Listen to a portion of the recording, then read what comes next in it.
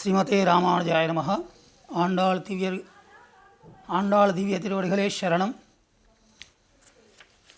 17వ పాశురంలో ఆచార్య వైభవాన్ని తెలుసుకున్నాం. నందగోపుడు ఆచార్యుడు, యశోద మంత్రస్వరూపం. ఆచార్యుడే మంత్రాన్ని ఉపదేశించాలి.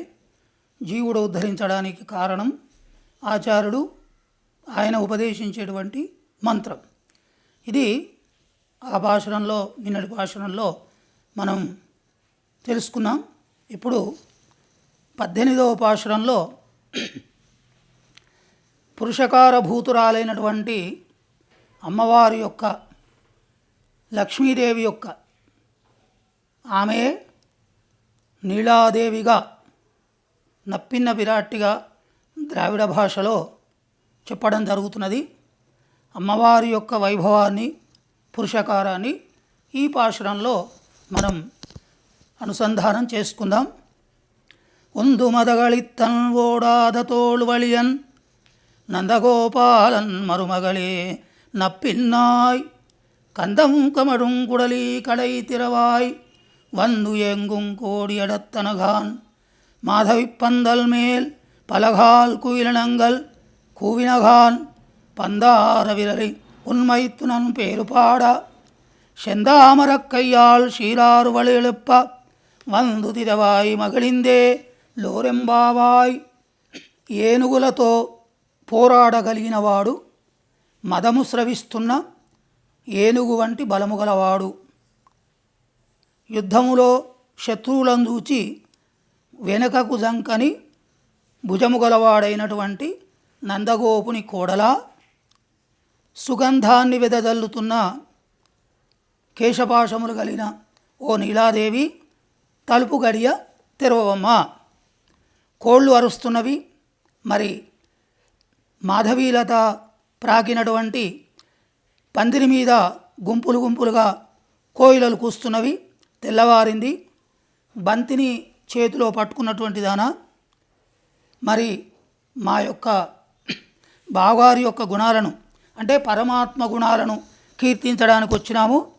నీ వచ్చి అందమైన చేతితో కంకణాలు గల్లు గల్లు ఉంటే, గల్లు గల్లు అంటుంటే తలుపు తెరువుము అని ఈ పాశురంలో సామాన్యార్థంగా, అంటే ఇందులో అమ్మవారిని ముందు ఆచార్యులను ప్రార్థించారు. దేవాలయాన్ని వెళ్ళినప్పుడు ముందుగా ఆళ్వార్ల సన్నిధి, గరుడ స్తంభం ఆళ్వార్ల సన్నిధి, తర్వాత అమ్మవారి దగ్గరికి వెళ్ళి ప్రార్థన చేసుకొని భగవంతుడి దగ్గరికి వెళ్ళడం. అంటే ఏ దేవాలయమైనా కూడా, ఎన్ని దేవాలయాలకు వెళ్ళినా కూడా ఇతర దేవతలను సందర్శించుకొనే ప్రధానమైనటువంటి దేవుణ్ణి సందర్శించుకోవాలని చెప్తున్నారు. ఇక్కడ అమ్మవారు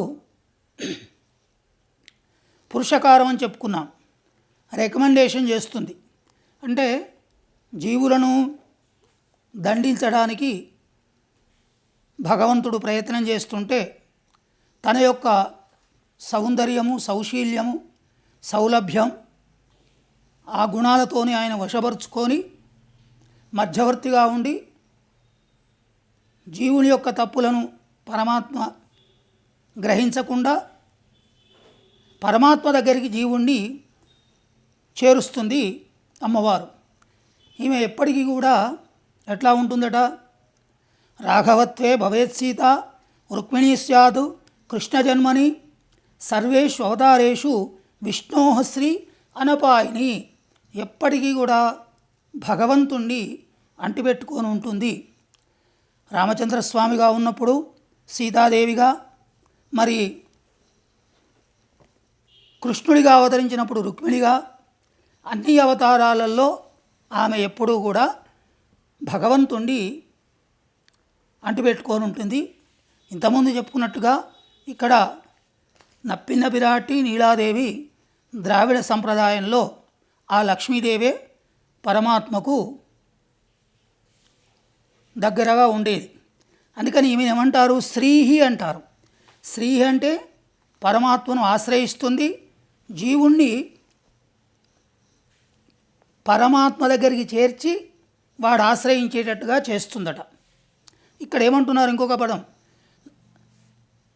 నందగోపుని కోడలా అంటున్నారు. మరి ఎందుకండి ఆమె పేరు పెట్టి పిలవచ్చు కదా, మరి నందగోపునికి ఎందుకు ప్రాధాన్యము అంటే,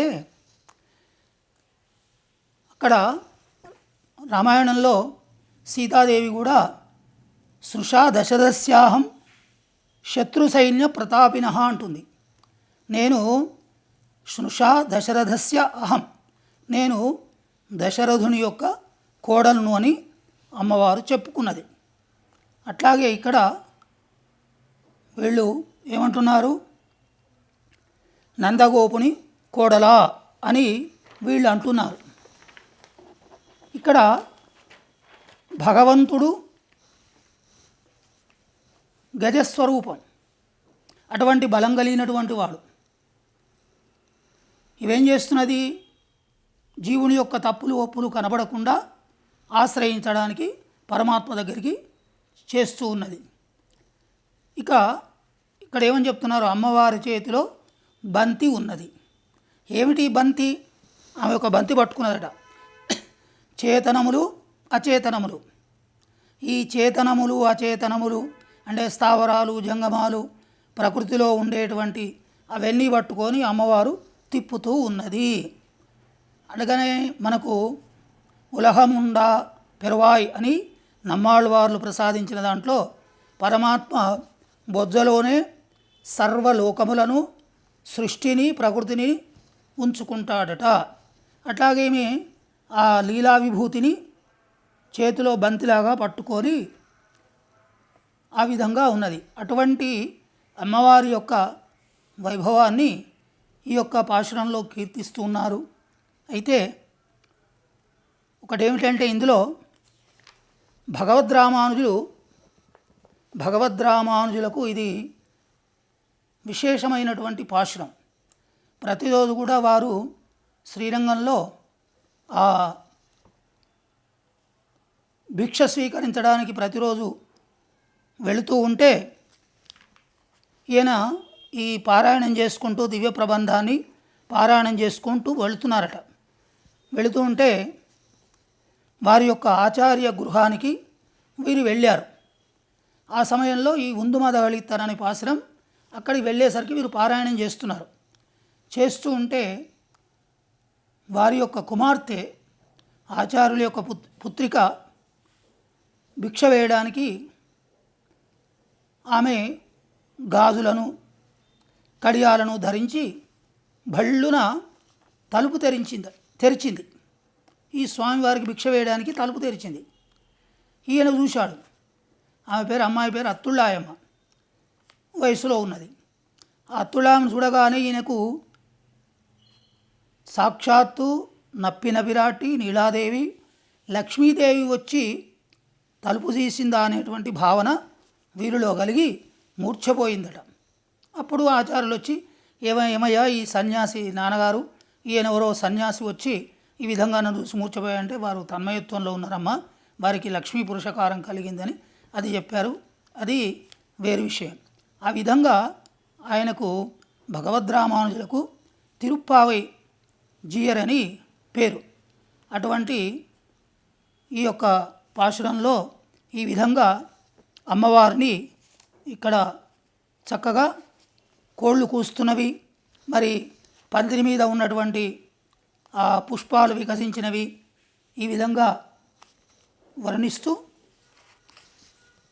ఈ పాశురాన్ని ఉందుమదళిత్తన్ అనే పాశురాన్ని ఈ విధంగా వివరిస్తున్నారు.